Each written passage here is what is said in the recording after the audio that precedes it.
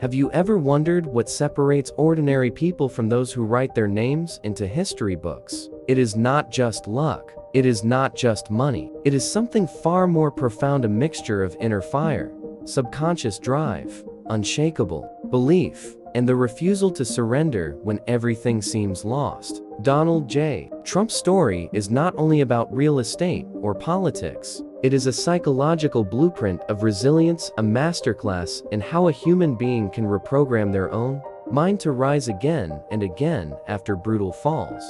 Donald Trump was born in Queens in 1946, but his environment shaped him in unusual ways. His father, Fred Trump, was a strict builder, a man who turned ambition into bricks and concrete. Growing up in a house where discipline was law, Donald learned early that weakness was punished and strength was rewarded. He wanted his father's approval, but more importantly, he wanted to break free of his father's shadow. This burning drive to be more than Fred Trump's son was not just ambition. It was a subconscious programming that would guide every major decision in his life. At 13, when his parents sent him to military school, most kids would have felt abandoned. Donald felt challenged. Waking up at dawn, marching, facing authority. It created in him a mental toughness and competitive hunger. He wasn't the best student academically, but he craved leadership. Every sports game became a test of dominance. Every confrontation a rehearsal for bigger battles. Subconsciously,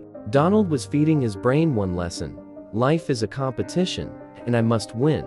Fast forward to Wharton. While other students read books and prepared for careers, Trump stared at Manhattan's skyline. Those towers were more than buildings. They were symbols. Symbols of permanence, of legacy, of power. He understood something few young men understand: that the environment you set your eyes on programs your subconscious. By constantly feeding his brain with the vision of Manhattan, Trump was already designing the reality he would later build. When he took over the old Commodore Hotel and transformed it into the Grand Hyatt, it wasn't just a business move.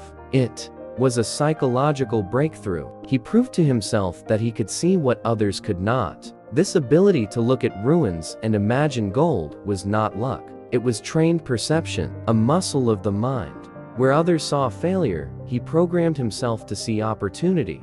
Trump Tower, built in 1983, was the same. He didn't just want another building. He wanted an icon. He wanted glass and marble and gold, because deep inside, he understood that humans are drawn to symbols of wealth, strength, and beauty. Subconsciously, he was branding himself as larger than life. And it worked. People didn't just buy apartments. They bought the aura of Trump. But here's where the true test came. The late 1980s and early 1990s crushed him. He expanded too fast. He took loans too large. The Plaza Hotel, the casinos, the Trump Shuttle airline, they became bleeding wounds. Imagine waking up every morning knowing you owe billions. Imagine every newspaper headline celebrating your downfall. His name, once golden, became a joke. Trump is finished, they said. Most men would have collapsed under that humiliation. Why didn't Trump? Because his subconscious was already wired for combat. He had rehearsed struggle since military school. He had trained himself to thrive on competition. And most importantly, he never allowed failure to penetrate his identity. This is the key. He separated results from identity. He told himself, losing money doesn't make me a loser. Falling down doesn't mean I can't rise again. That inner dialogue is the hidden motor behind resilience. He fought in boardrooms like a general in war. Bankers wanted him out, but he flipped the psychology. Instead of acting defeated, he projected confidence. He looked them in the eye and convinced them, if you cut me off, you lose too. If you bet on me, I can rebuild. He leveraged not money, but belief. He weaponized persuasion. And slowly, he crawled out of the abyss. This is a lesson for all of us. Your greatest asset is not what you own. It is how you think under pressure. Trump's billions didn't save him. His mindset did. By the 2000s, Trump had reinvented himself. Again, he realized his name was more valuable than any single property. He turned Trump into a brand: luxury, boldness, power, golf courses, towers, hotels, but more importantly, his persona. Then came The Apprentice. Millions watched him say, "You're fired." That phrase, those boardroom scenes, were not just entertainment. They were subconscious programming for the audience. Trump positioned himself as the ultimate authority figure, and authority attracts attention, deals, and influence. But the boldest move was still ahead. Running for president in 2015 wasn't logical. It wasn't safe. It was the same psychological pattern that drove him to buy a crumbling hotel in the 1970s. Seeing opportunity where others saw impossibility. Critics laughed, experts mocked him, but Trump thrived on being underestimated. Subconsciously, rejection had always been his fuel. Every insult became energy, every doubt a challenge, and against every odd he won. Now, let's analyze what really powered this journey. Identity programming. Trump never identified as a failure, even when broke. Your subconscious identity dictates your destiny. Vision.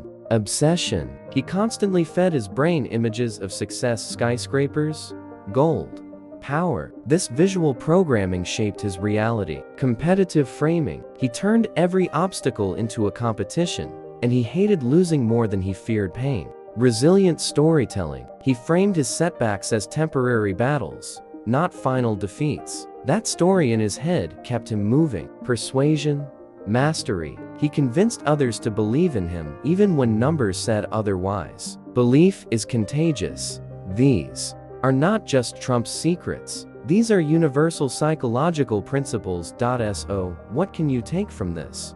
Guard your identity. Never call yourself a failure. Separate actions from identity. You failed? Fine. You are not a failure. That distinction is everything. Feed your vision. Fill your mind daily with images of where you want to be. The subconscious doesn't argue, it obeys. Turn pain into fuel. Criticism, rejection, humiliation. Don't run from them. Convert them into energy. Let them push you harder. Tell yourself a better story. If your inner voice says, "I'm done," you are. If it says, "This is only temporary," you win. Your story creates your future. Persuade with certainty. Even if you lack resources, project confidence. Influence comes from certainty, not circumstance. Donald Trump's path from billions in debt to the White House is not just a biography.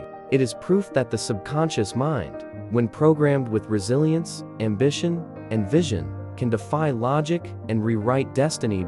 So ask yourself, what is your Trump Tower? What vision are you feeding your subconscious? When you fall, and will you surrender, or will you rise with even more hunger? Because in the end, the world doesn't remember those who never fell. It remembers those who fell hard, and then climbed higher than anyone thought possible.